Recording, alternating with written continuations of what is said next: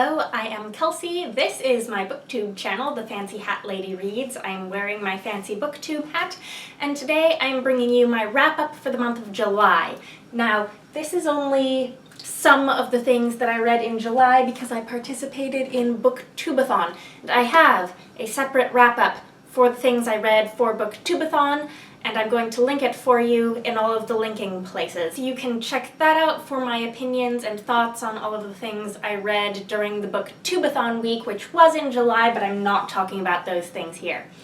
I have here to talk about 7 things. So here we go. The first book I finished way at the beginning of the month was The Lie Tree by Frances Hardinge. I started reading this in June, and I just finished it like right at the beginning of July. So this was kind of a while ago for me. But this is a YA historical fiction fantasy murder mystery. And I've noticed that it's been getting a whole lot more attention on adult SFF booktube channels than it is in the sort of mainstream YA readership. I read another book by this author called Fly By Night back when I was in high school. I don't remember much of anything about it, except I do think that I liked it. I don't remember if I read the sequel or not. There is a sequel. But this has left me interested to see what else this author has written and if there's any of it that I might want to go on to read now that I've read this. This is about a girl named Faith in 19th century England. Her father is a naturalist, and the history of the natural sciences in this time period is just fascinating because of the discoveries of fossils and ideas about evolution and all of those things that were just shaking the world up. Faith's family moves to this remote island. She comes to suspect that her father's been hiding some things about his professional life. Her father dies. It looks like either an accident or a suicide, but Faith thinks he was murdered. She discovers this tree that dispenses truths in the form of fruit to anyone who feeds it lies, and it turns into this really psychological murder mystery as Faith tries to figure out what happened to her father. The atmosphere of this book and the depiction of this time period is so incredibly detailed, and all of these little details build up to show how suffocating this time period was for a lot of people, like, say, young girls who want to go into the sciences. But what I admire about this book is how effectively it does that through the details without shoving any of it in your face, and trusting that just by seeing all of the little things in Faith's life that we're going to get that big picture. For example, I tend to notice things like historical period costume in books, and this book, clearly the author has done all of her research and knows exactly what fabrics are going to fall apart in the rain and how the different shapes of the hoop skirts affect a woman's movement. All of those little details, and I think you can pinpoint like exactly what year this probably takes place from a detail that's mentioned about changes in hoop skirt fashions. And it's this sort of detail that I feel like you can read a whole lot of historical fiction novels without even realizing that you're missing all this everyday stuff that contributes to what it would have actually been like to live in this time period. There's also like a through line about Faith's younger brother who is evidently left-handed and how the family tries to get him to use his right hand instead of his left, and he's even got like a jacket that he has to wear when he writes, that where the sleeve of the left arm is sewn down to the body of the jacket. And that's the sort of thing where to the characters in the book, this is everyday and it's not evil or anything, but a modern reader can see that and feel how stifling that must be for that poor kid. So I really liked this book. I gave it 4 stars. There was a point towards the end, I'm not going to give anything away, but things at a certain point just suddenly escalated really fast in a way that made me just stop and say, oh my, that went somewhere really quickly, that I felt was a little jarring given how slow and atmospheric the rest of the book was. But that was really my only quibble. I really liked this book. I think maybe if this were written for an older audience, it could have explored some of these themes even more profoundly, but given that it wasn't, I think this is really a splendid book. Next, I read another library book that has already gone back to the library, and that's A Darker Shade of Magic by V. Schwab. Now, I had to speed through this book because it turned out I couldn't renew it, and it was due in a few days, but it's actually pretty short, and it's pretty light reading, and I was able to speed through it in just a couple days. Do I wish I had had the luxury of taking it a bit more slowly? Yeah, sure, but whatever, that's life. I'm going to say I gave this book 4 stars. Now, in retrospect, like a month later, I'm kind of wondering if that was maybe overgenerous, but I really did enjoy it when I was reading it. As many of you know, this is the first book in a fantasy series that takes place in the interconnected Londons of 4 different worlds. The main character of this book is a young man named Kell, who is one of a few people who can travel between the worlds. Now, this book is widely praised for its world building or its worlds building. I see that because it's quite a feat to pull off multiple worlds in one book that's not that long in a way that makes basic sense. But one of those worlds is our world. Grey London is London during the Regency at the end of the reign of George III. And compared with something like The Lie Tree that I had just finished reading, it's not that detailed. So for a book that's praised for its world building, I almost sort of felt like the real world historical setting, the world building there was falling flat. The storyline of the character of Lila, who comes from Grey London, kind of just felt really generic fantasy-ish. She didn't feel like the product of her time and place in nearly the same way that, say, Faith from The Lie Tree is a product of her time and place. The big questions that I had about the other worlds, both going into this book, I had questions that I hadn't been able to figure out from other people's reviews, and a lot of those things were still questions for me at the end of the book, but I am, at this point, operating on the assumption that those are questions that are going to get answered in later books based on some things that were presented in this book. Specifically in these books, we get references to White London, Red London, Grey London, Black London, and we know that each of them are the London of a completely separate world, and we know that each of these worlds has a whole world beyond London. But there's absolutely no explanation, unless I missed it, for why London seems to be the only place that travel between the worlds is possible, or even if that is the case. I'm assuming there's going to be some explanation in later books why London is central to it all, but we don't get that in this one. But the characters were really fun. The plot was really addicting. I do a thing when I get really excited about, like, the plot of a book where I'll have to, like, stop, process it, get up, pace up and down the hallway, come back and read the book. And judging purely based on how many times I had to get up and pace in, like, the second half of this book, I'm gonna say it was a really fun book. So that is why, in the heat of the moment when I finished the book, I gave it 4 stars, even though rationally it maybe was more in 3-star territory.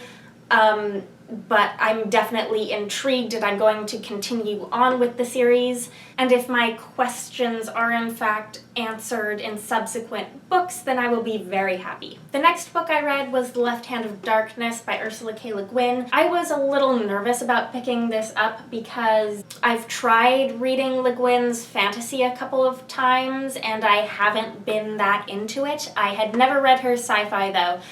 I really loved her kids' books, the Catwings books, when I was little, but I really had no idea what to expect going into this. I knew that it was a kind of classic sci-fi novel about gender, and that was kind of it.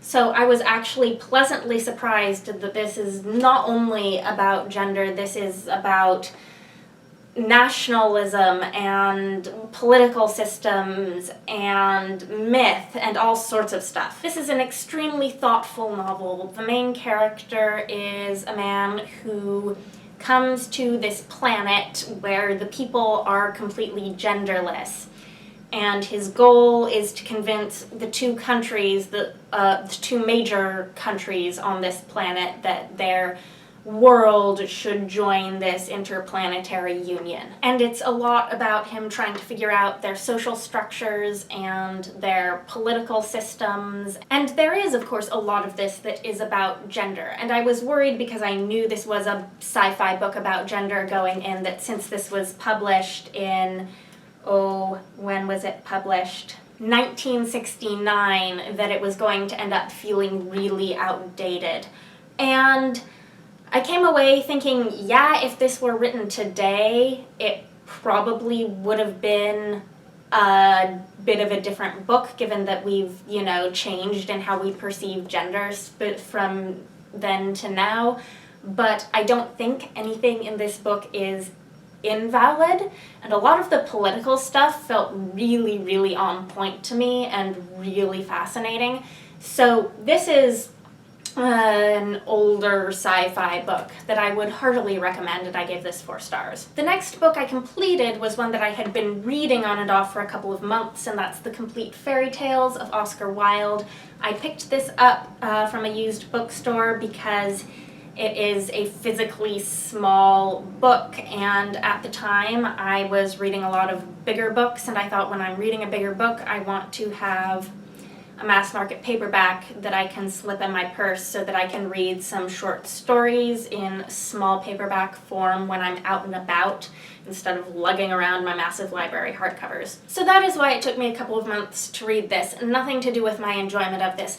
I have to say, I'm gonna stop and go on a tangent. July was a really good reading month for me. There were a lot of, well, in this wrap-up there are a lot of 4-star books, but combining this and the Booktubeathon wrap-up, there are really a lot of 4 and 5-star books. I was really pretty pleased with just about everything I read this month. But back to this, the amount of time I took to read it is no reflection on my enjoyment of the book. This was merely how I chose to read this book. So this is a compilation of the all of the stories from both fairy tale collections that Oscar Wilde published.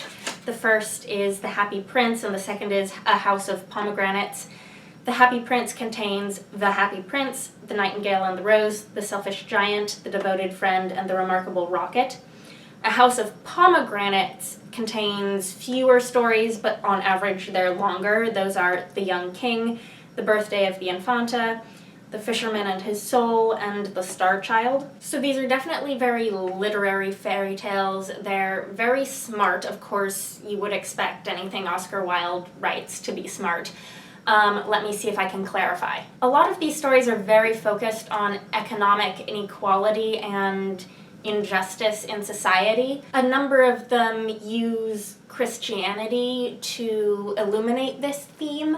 Many of them have unhappy endings with strong, clear morals. They are also very witty and frequently funny. Oscar Wilde employs some kind of bitter, witty ridicule towards upper class snobbery and so forth. Of the first collection, I would say The Nightingale and the Rose was one of the shortest and simplest, and also one of my favorites. I feel like I should give a shout out to The Remarkable Rocket for just being very, very strange. It starts out being about like a royal wedding, and then it turns into like literally it is a conversation between all of the fireworks that are about to go off and the one remarkable rocket who's a total snob and thinks he's so much better than all the others.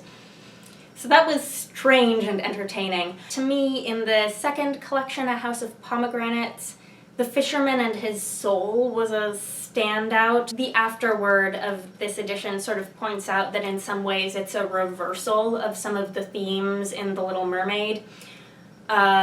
It's about a fisherman who falls in love with a mermaid and has to figure out how to get rid of his soul so he can go live with her under the water, and he goes to a witch who tells him how to get rid of his soul, and then his soul goes wandering and has adventures without him. Of all of these stories, it was the only one that I think I would describe as wildly fantastical.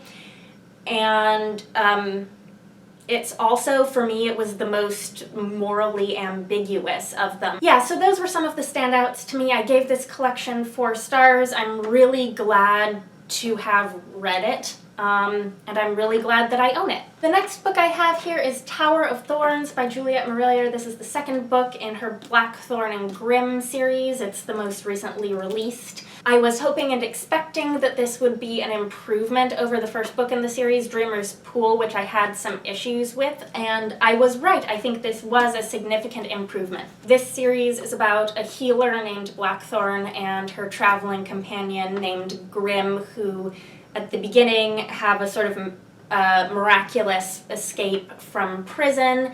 Blackthorn ends up making a deal with one of the Fae, binding her to go to this other country and set up there as a healer and to give anyone help who asks for it and to not seek revenge against those who wronged her back home. So that was a bit of a messy summary, but basically that's the idea. Each book also kind of has a magical mystery that Blackthorn and Grimm end up solving, so it's kind of framed almost like a detective series, except not quite. They don't really behave like mystery novels, but they kind of do. My biggest problem with the first book was that so much, the basic series setup premise stuff took so much of the book that it felt really disjointed when that turned into this mystery that was going on. That felt kind of disconnected for me. This is much more focused on the mystery at hand. It has to do with a lady who has a monster yelling in a tower on her land on this island in the middle of a river, and the monster howls all day and is quiet at night, and this happens all summer, and she's maybe holding some things back about what she really knows about the situation, and she wants Blackthorn to fix it for her. Meanwhile, there is still a lot of character development going on for both Blackthorn and Grimm. You learn a whole lot more about Grimm in this book. I found him to be much more interesting in this book than he was in the first one. Yeah, I really liked this. So I would say if you've read the first book in the series and you're unsure whether or not to continue, I would recommend continuing on with this book to see if you like it. The third book isn't out yet. It's coming out sometime in the fall, I think. It's going to be called Den of Wolves. I'm looking forward to that. I gave this one 4 stars again. So you will know if you watched my Booktubeathon wrap-up that the last book that I started during Booktubeathon and did not finish was The Search for WondLa by Tony Diterlizzi. I think he pronounces it Diterlizzi, not Diterlizzi, even though I would say Itzy because it's like pizza, but I think that's not how he actually pronounces it. This is a wonderfully illustrated, fantastical sci-fi novel.